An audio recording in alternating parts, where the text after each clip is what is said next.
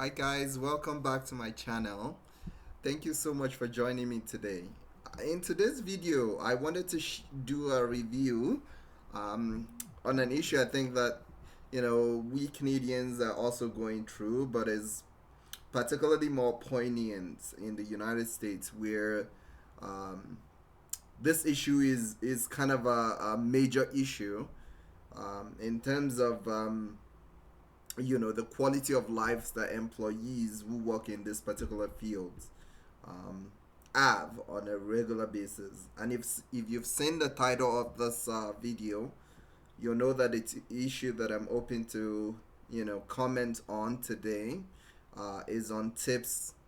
What are our views on the quality of lives of people who particularly make minimum wages on a daily basis, really. um, the issue of tips is one that I think a lot of us have feelings and sort of like have opinions about, and I thought this video can kind of be a um, an opportunity for us to really examine it, and I can share with you my perspective on these issues, which is one that's quite complex. If you've watched any of my video, you'll know that I'm somebody that's you know very focused on financial disciplines and financial um, responsibility. And I think the issue of tips goes beyond more than that. The quality of life that certain group of people are afforded to because they simply are not making enough money is one that I think as Canadians and as people who are quite privileged in our society, we need to think about quite decisively. This video is one that's made by CNBC Make It, and it kind of delve into this issue. So let's get started.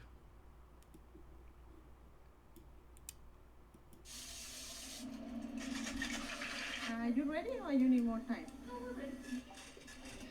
Sometimes my kids tell me, "Mom, baby, something." They go, "Okay, not today because mom no make money today." Hello, ladies. How are you? Lupe is a server at Cisco's restaurant Bakery and Bar in Austin, Texas. One of many workers around the country who makes the federal minimum wage for tipped workers, which is $2.13 an hour. A rate that's been. This is actually quite embarrassing for a society that prides itself um, on giving people good quality of life. How is it possible that in this day and age we can still continue to pay people such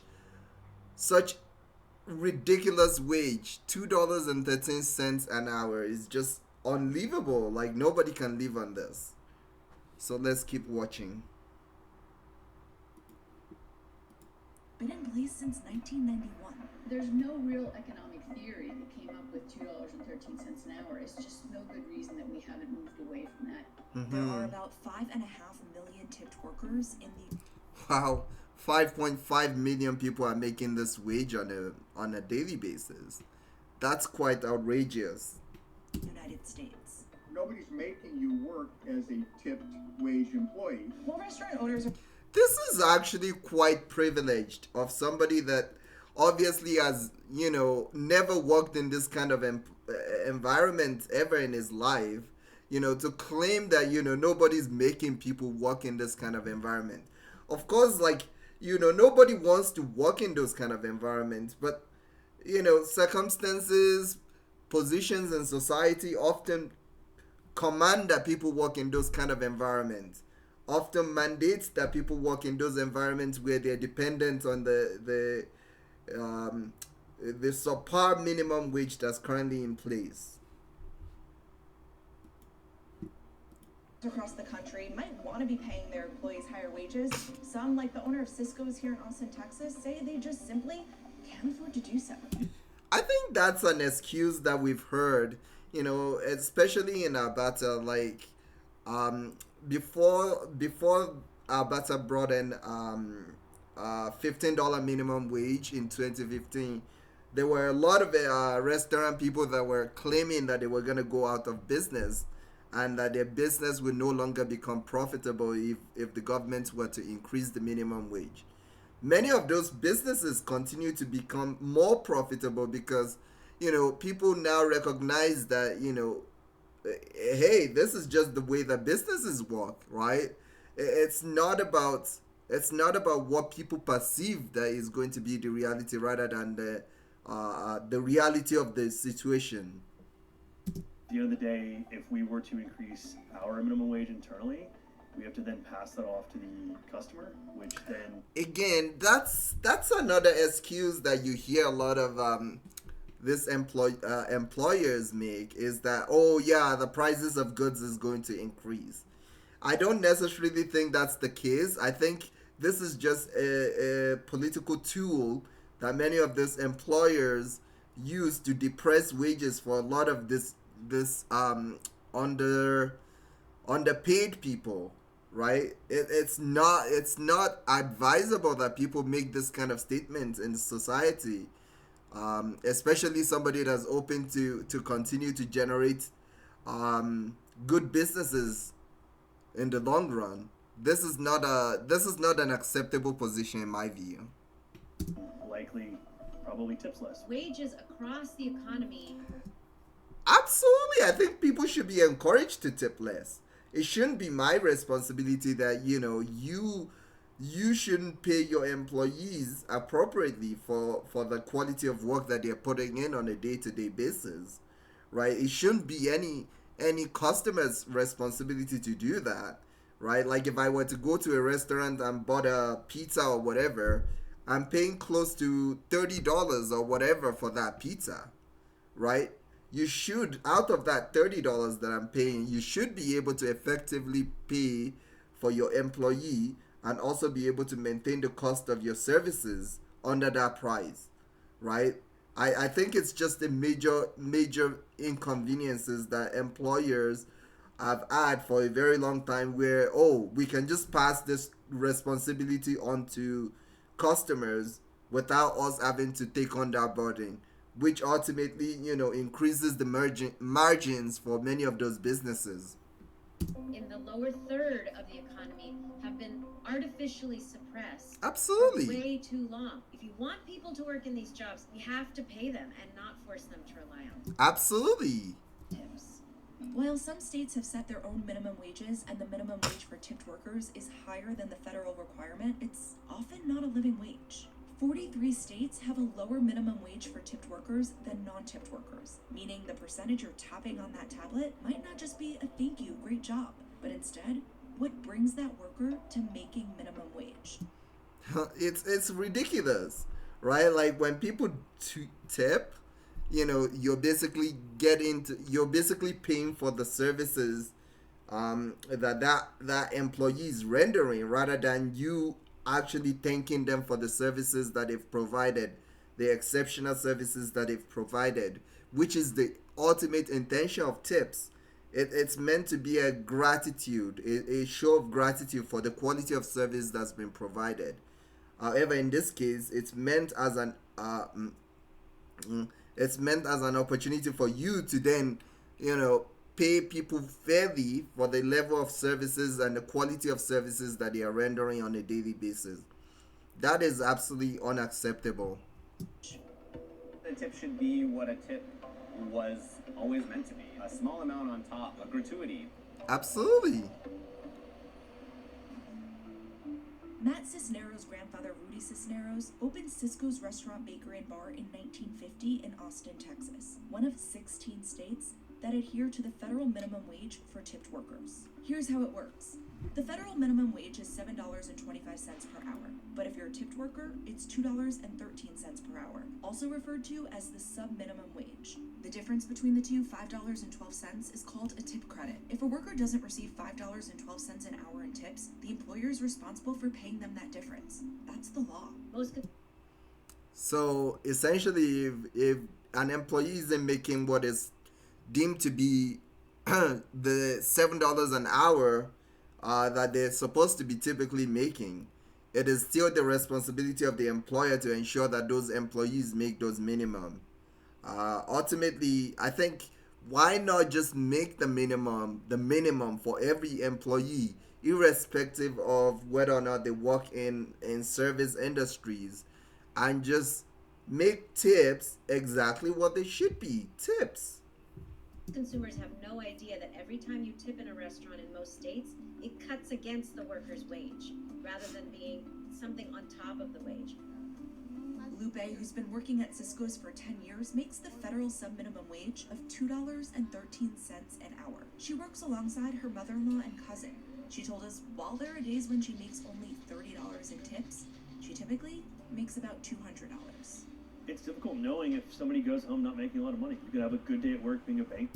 Even though she's claiming to have make on a typical day making about $200 on tips, that is something that's not guaranteed for her, right?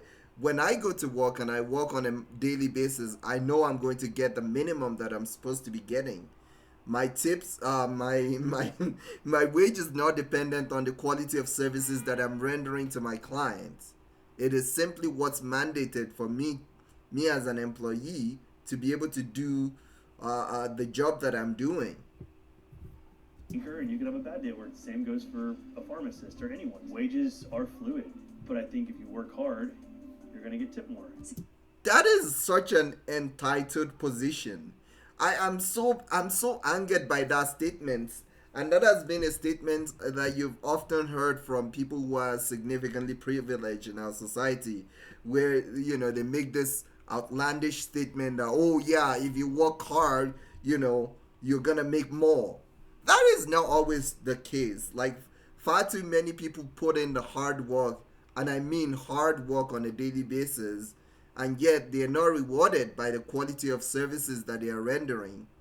It's quite outrageous for him to make such a statement.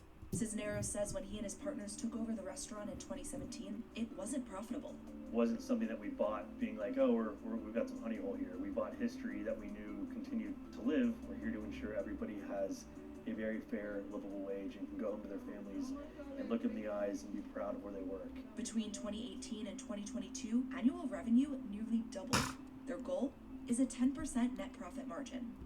So now they're making more profit compared to when they bought it. So why don't you pay your employee if you're making more profit? Pay your employee properly. 10% is a lot higher than a lot of other restaurants. Why not raise the wage? There's months that we don't get anywhere near that margin. It's a little bit more of chess that we're playing. So our revenue is not what a lot of restaurants are, right? So if you're at a barbecue place, you're probably doing $10 million a year in revenue. Like, while they might operate on a lower margin, they still probably net a lot more than we do. We have to ensure that our margins are around where they are.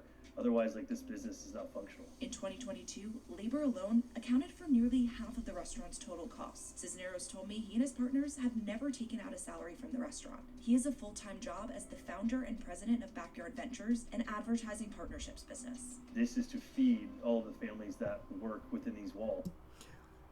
I think it's again, this kind of statements makes me quite cringed. To make a statement that, oh, I'm just being benevolent, I'm doing this to support all these employees. Nobody starts a business with the goal of just being benevolent. Otherwise, there'll be a non-profit.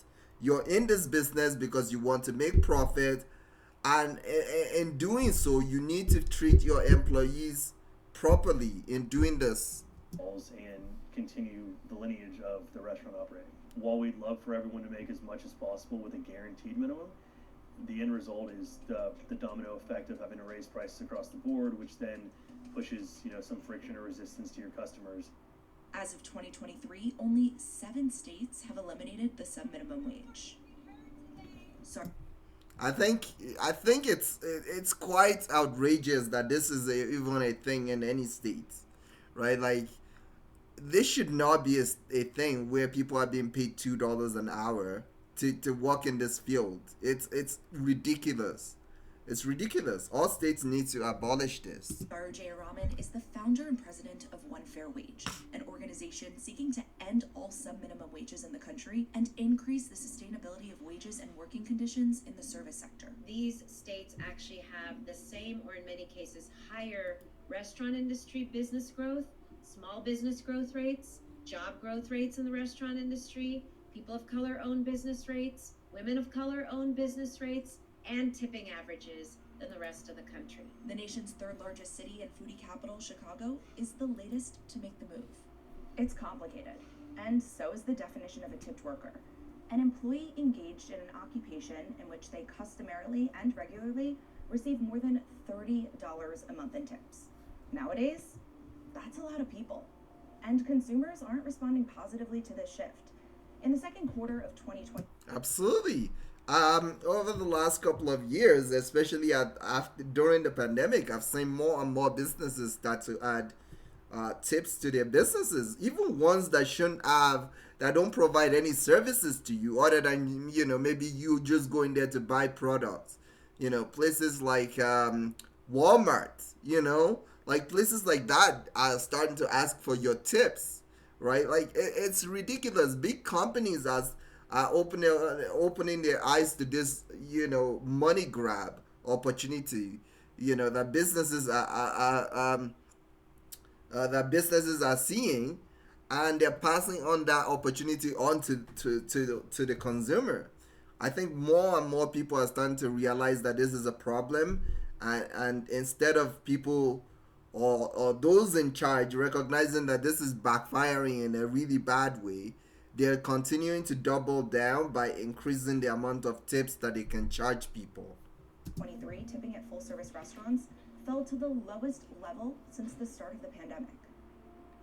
I don't think people realize how impactful that tip can be solely because they're so accustomed to tipping everywhere now. That's going to hurt businesses. That's going to hurt people who actually are working really, really hard and busting to pay for their families because you tipped down the street at your doctor's office or something random like that. Exactly. Like doctor's offices are starting to ask for tips, right? Like so many places are asking for tips.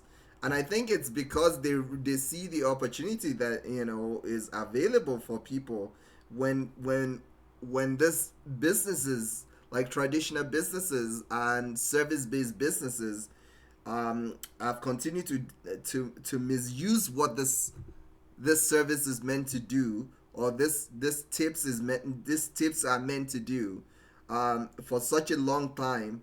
Other businesses are saying that as simply something they can take advantage of, right? And that's why it's becoming more and more of a problem for society. For me, I don't make very much, right? Like I can't imagine people coming to my work and then paying me, tipping me for doing the kind of service that I do, right? It just will be unethical for people to do that, right? And I think that's where we need to begin to ask ourselves this question, that what kind of society do we want to create? Do we want to create one where equity and justice are more afforded to people who traditionally haven't had that opportunity afforded to them? Every day, Cisco's workers report their tips to management. That's how the tip credit obligation is monitored. While that may work here, there's no governing body making sure that happens everywhere. Nobody ever stops the clock and says, okay, let's sit down over all of their different and varying shifts. How much did they earn in tips? From 2010 to 2019, more than 85% of investigated full-service restaurants and bars had some type of a violation, and 1 in 10 violated a Fair Labor Standards Act law, which establishes minimum wage among...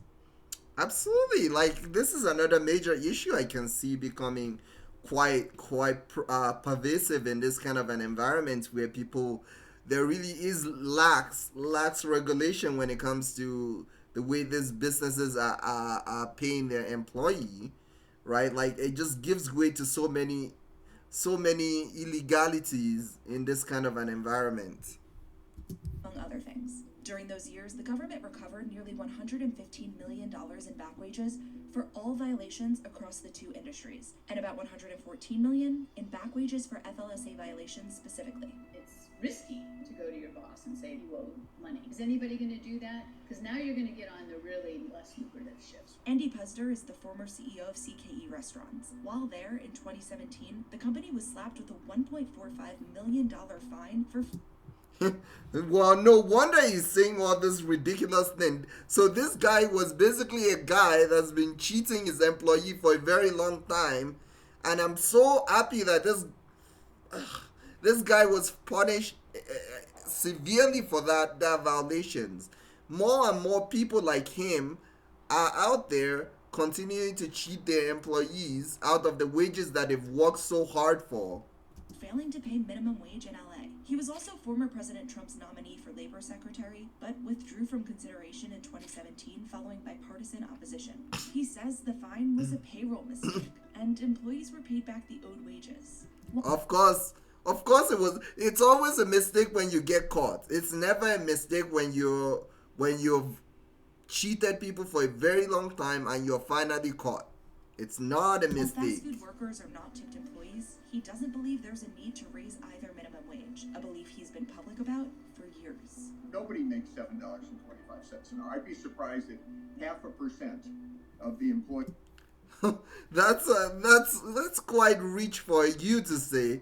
You probably don't make freaking $7.25 every day, but there are several people in the U.S. that do make that wages, right? Like there are so many people who are reliant on being able to pay their everyday expenses on those kind of wages. Employees in the United States make the federal minimum wage. I'm up in northern Michigan right now, and I drove by a McDonald's. The sign in the window is $21 an hour. Minimum wages have become irrelevant because we've had such incredible growth in wages driven by market demand for employees. In 2022, more than 1 million workers made the federal minimum wage of More than 1 million people make $7.25, contradicting his statement that nobody makes that kind of wages. 1 million people make that kind of wage every year. $7.25 or less. This point in time is also an anomaly. The world just went through a global pandemic. What happens when the market changes and there's less competition for these workers? We don't know how long this is going to last. We know the next recession is always on its way. We don't know when it's coming. But I would say we should really increase the minimum wages right now. Lock in the gains that they have made through this COVID reopening. Those in the Absolutely. service industry were also Absolutely. Like governments, including in Alberta, where we've had such stagnant wages for almost 8 years now, that we haven't seen an increase in minimum wage. We need to continue to demand that minimum wage be increased for people who are making next to nothing on a daily basis, right? Like it's no longer affordable for many of these people to be able to live with those kind of wages. some of the workers most affected by the pandemic. There was no such thing as work from home. Not only was there increased harassment, but also a higher risk of getting sick. Absolutely. Right, like I think during the pandemic it became obvious that these are the people who are actually doing the essential work, right? People who make minimum wage, people who works in services and do this kind of work on a daily basis. They're the one that do the most essential job that we need in our society. Yet they make the least. They make the very least in our society, putting themselves at risk on a daily basis just to do their job. 68% of those who died from COVID-19 during the first year of the pandemic were adults employed. 68%.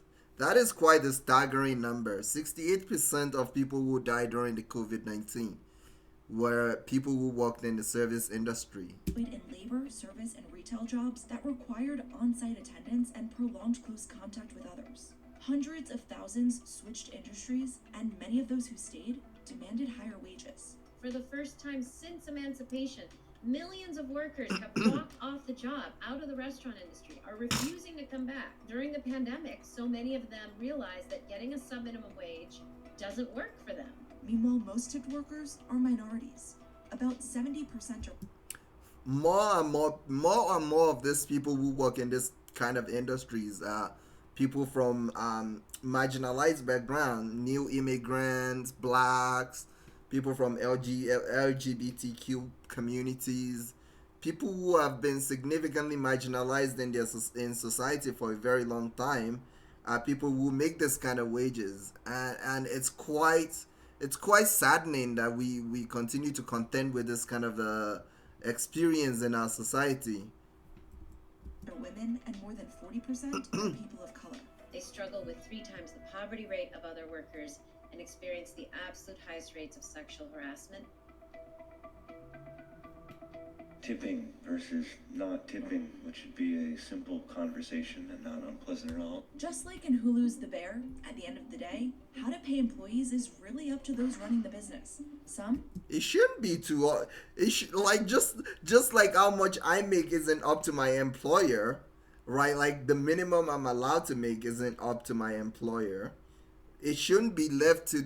It shouldn't be left to restaurant owners to be able to determine the minimum standard of quality of life that people who work under them or who work for their businesses are allowed to have. It's quite preposterous of a concept for us to even consider that that's an option that we should have available to some people in society. get creative, like at Locadoro, also in Austin, Texas. When Adam Orman and his partner Fiore Tedesco opened this place in 2016, paying just the minimum wage wasn't an option. A 20% hospitality charge is included on every check. The tip minimum wage comes from a legacy of slavery. That alone is enough of a reason to know that this is not something that we want to have anything to do with, but that legacy has kind of infected the way tipping exists now as well. There's a dimension to tipping where tips are more dependent on the sex, gender, and race of your server than they are on the quality of service. At this Italian-inspired neighborhood restaurant, employees who would typically be tipped workers are paid $17 to $28 an hour based on experience and skill set. It's so relieving being able to come into work and realizing that my livelihood is not dependent on the generosity of people who decide to eat out. At restaurants Evan Gottschling worked at in the past, he made $2.13 an hour. He says with the cost of living in Austin, it's not sustainable. I wouldn't be able to live here with a child. It's not dependable, depending on how busy it's going to be that day, and if there's weather involved and how much business you have. You just don't make any money that day, and then it gets subsidized by your other days. So if you have a really good day, you're actually paying yourself back on the slow days. We don't think that $2.13 is a wage that anybody in Austin, Texas should be making. If you Absolutely. See, like, I want to support businesses who have recognized that this is a major issue. I want to support businesses who have recognized that people should not. And I think we all should be supporting businesses like this who are taking it on to pay people properly, who are taking it on to pay people fair wages for the labor that they are rendering on a daily basis. I think these are the type of ethical businesses that we as a society needs to be supporting. Here, if Maddie makes good drinks, by all means leave a couple bucks, but that is not how she is getting paid. That is not how anybody in this restaurant is getting paid. They're making... I'm so happy that this guy's recognizing that that's not a way for people to be supported, right? Like, to support themselves. a proper hourly, no matter what happens during the course of the night. I think that's great. The charge also ensures employees receive membership to a direct primary care clinic, subsidized mental health counseling, and paid time off. Wow. Which is... These people have just gone above and beyond what you typically see in the service and labor industry. I think that's quite a remarkable feat for them to be able to do. nothing I've ever seen in the restaurant industry. Corner. Behind. And then the tip is a tip. It's optional, and then it's distributed to the staff based on hours worked. That sounds like a lot of work. It's not. This was how we opened. We knew that we couldn't just raise prices and try and convince people that the tip was included because there were too many headwinds. In 2022, the restaurant's net profit margin was negative 1%. They're projecting that number to be more like 2 or 3% in 2023. That includes... I'm actually not sure what that means, but it sounds like maybe that's what the profit of the business is. both partners' salaries, which are roughly 10% of the restaurant's annual revenue. Our margins are extremely thin. Labor is the one that we've chosen to spend more on. Food is the one that's hardest for us to wrangle, and those are the ones that we can't get around. Heavy cream went up 140% from one pay period to the next in our ordering. I mean, I understand that the cost of food, especially in an industry like this, that the cost of produce and all those things are constantly fluctuating, especially in this very highly inflationary environment. However, that is still not a justification for people to not pay their employees properly. which is bonkers.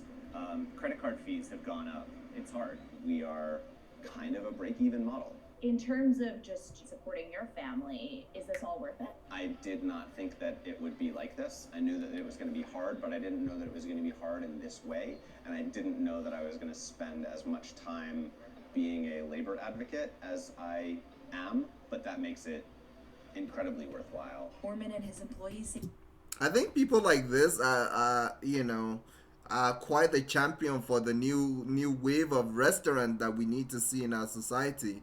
Obviously, these kind of businesses are not as competitive in comparison to one that pass on the labor cost to the consumers. And I think that's why we as a society needs to continue to fight back on businesses and restaurants that continue to ask and demand for more tips for employees rather than making it as simply as what it's supposed to be, as a tips, as a show of gratitude to the employee.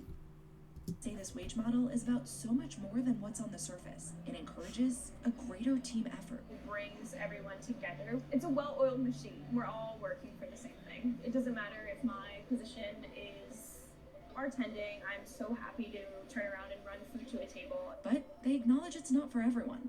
We've gotten feedback, people thinking that it's sneaky, people thinking that we are going behind their back to charge them for something. And I think people who complain are just complaining. Ultimately, they'll get used to it. Like, if I go to a restaurant and I see that, okay, this is the price of the food. Obviously, if I'm not able to eat there, then I simply am not going to be able to eat there.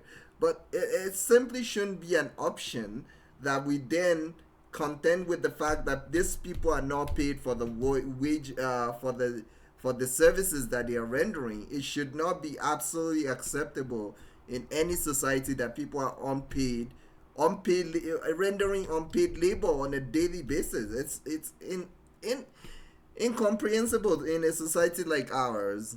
That they didn't consent to. However, we try to be as transparent as possible. It's clearly stated on the restaurant's website, menu, and each check that a 20% hospitality charge is included. If you consider yourself a foodie, you know the name Danny Meyer, founder and executive chairman of Union Square Hospitality Group.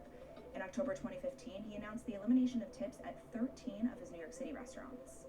And these are, restaurant tabs that are $500 or $1,000 or more. Then in 2020, we actually reverted, and so now our dining room members do accept tips. Myers just wanted. Again, this is one of the issues when this isn't something that's widely accepted in society, and there's no pressure for this restaurant and this service providers to move to a new model that fairly compensate the employees. Is that many of these businesses that are trying to eliminate this unfair practices are not profitable and have had to revert back to these unfair practices. And I think governments should be more proactive in enacting legislations to bring about significant changes in the way these people are paid and compensated, so that it kind of gives businesses an equal footing and no business is advantage over the other when it comes to this issue. One of many restaurant owners who eliminated tipping over the years, and since then, nearly all have gone back to tipping. There's a lot of feeling that you've taken out the wind of my sails of being a server. I can make a really great income largely because of my tips as a bartender or as a server. Diners objected to the higher prices, and an estimated 30 to 40% of servers quit, often going to competing restaurants that kept tips. That's why Cisneros believes his staff too is better off with tips. Loyal customers that come here. I think tips should be allowed. I don't think we should ban tips. However, it shouldn't be the primary ways that people it shouldn't be the primary way that people are compensated for their labor. People should be paid fairly, and tips should be an addition. They do take care of the staff because they know that they're really, really good people who've worked here for a long time. We've been around for 70 plus years, and it's somehow worked for that long, so we're not. I don't know why. I just don't like this guy, man. Well, it may hurt. I don't like him. We're going to do everything we can to make sure these people, which we consider family, make money. I think that's the language that you often hear from these people who are um, have chosen to take questionable practices, right? Like they use words like families and to co-opt their employees into engaging in practices that otherwise devalues the quality of services that they are rendering on a daily basis. I find those kind of behaviors quite predatory and should be quite unfavorable to people. And I get that this is maybe the one place where customers feel like they still have control over their experience. You don't get to decide how much the pilot makes or the flight attendant makes when you have a bad experience on a plane. Some might say there's an obvious fix. Raise the minimum wage so that no one, not just tipped workers, have to rely on tips. And tips can simply be, well, tips. Exactly. This is exactly what I'm saying, right? Tips should just be tips. It shouldn't be something that people are relying on to be able to live a good quality of life. Reasons why these tablets that then are swung around in your face and asked, do you want to leave a tip, are because a lot of these workers are still low-wage workers, even if they're making a minimum wage in a place that has a higher minimum wage. If we don't want to see tipping in every environment we walk into, we have to get rid of this sub-minimum wage. It's the only way to end the incentive for employers to introduce tipping into any and every environment in which we purchase something. Absolutely, I quite agree 100% to the statement made by that lady, right? Like we need to end that kind of practices.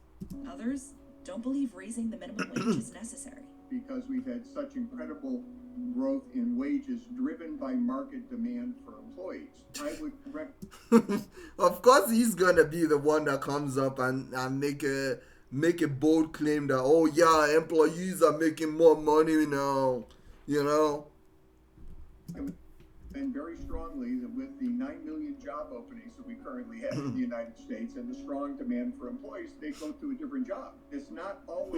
It's not always easy for people, particularly people in marginalized community, to easily transition from one form of employment to another, right? It's quite rich for a man who has maybe never worked for anyone for himself ever in his life to then come out and say, oh yeah, you can just move from one business to another, no problem.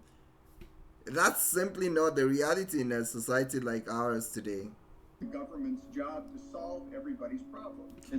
It shouldn't be the government's job to solve everyone's problem, but it should be the government's job to ensure that people are able to live a standard quality of life, a good quality of life, a quality of life that does not compromise the quality of experiences, that does not compromise the dignity and worth of all human beings. And unfortunately, that's what this kind of wages allow in our society today. It's not as easy as that, and it's certainly easier for me as a white man to go in places, have more interviews, and get hired places than other people that I know weren't. Those opposed to raising the minimum wage argue it would cause employers to cut the number of hours each employee works to compensate, and consequently, have them actually making less. They're also worried a raise will eliminate jobs. A worker would have to work a lot less if they're going to earn $15 an hour versus $7.25 an hour to actually come out on the losing end of that. As long as you raise it to a point where it doesn't kill entry-level jobs, you're okay. If you get ahead of the market to the point where a minimum wage is killing jobs for people that are trying to enter the labor force, well, now you're being counterproductive. Restaurant owners have... I think again, I disagree with that statement where you're saying, oh yeah, as long as you don't raise it to a certain level where it kills entry-level job. Why should we have an entry-level position in a society like ours anyways, right? Like I think all entry-level positions should be a wage that a lot of people are able to live off of. It shouldn't be a wage, that just simply, doesn't live up to the quality of life that we want people to be able to have in our society. Far too many immigrants are working in this kind of environment and are having to live off of those kind of wages.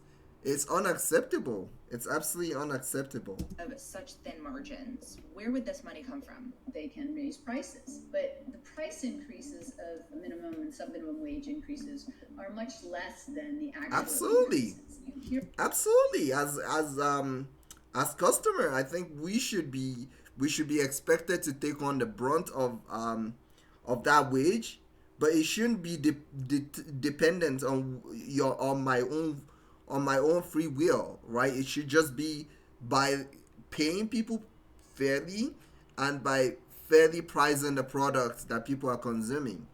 However, when you don't price the products properly and you expect that people are going to pay through a tipping system, it significantly disadvantage the employees who are dependent on those kind of wages. hear a lot. Well, if you increase the minimum wage by 30%, you increase prices by 30% in restaurants. Well, that's not true. There's smart ways to do this, phase-ins, and making sure that we want businesses to stay whole. According to advocates, if the tipped minimum wage was raised to $15, the price of food would only increase by 25 cents a day for the average American household. Absolutely. And I think 25 cents a day for an average household is one that I think it's quite acceptable for anyone, right? Like if the cost of my food went up by 25%, I think I would hardly ever even notice that.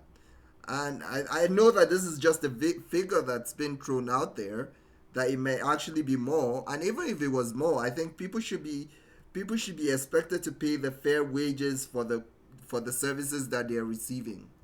They believe the benefits will outweigh the 25-cent increase. Economists say what matters most is the overall cost-benefit analysis, and that what the country needs is a slow and steady reform process, no drastic changes. It's important to remember that there are costs to not changing our norms too.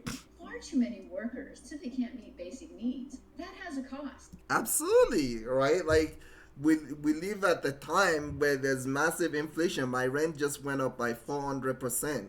Imagine if I was making a minimum wage and my wage is only I'm only making $2 an hour and I'm dependent on tips, right? Like that would be unsustainable, right? Like that's the kind of environment that we live in. People who are dependent on wages cannot continue to have the kind of inflation that we are currently experiencing. It's not sustainable for them. If you increase the wage, they spend that money. That becomes a stimulus. Americans interested in this debate should get involved. Contact your public officials and vote. And in the meantime,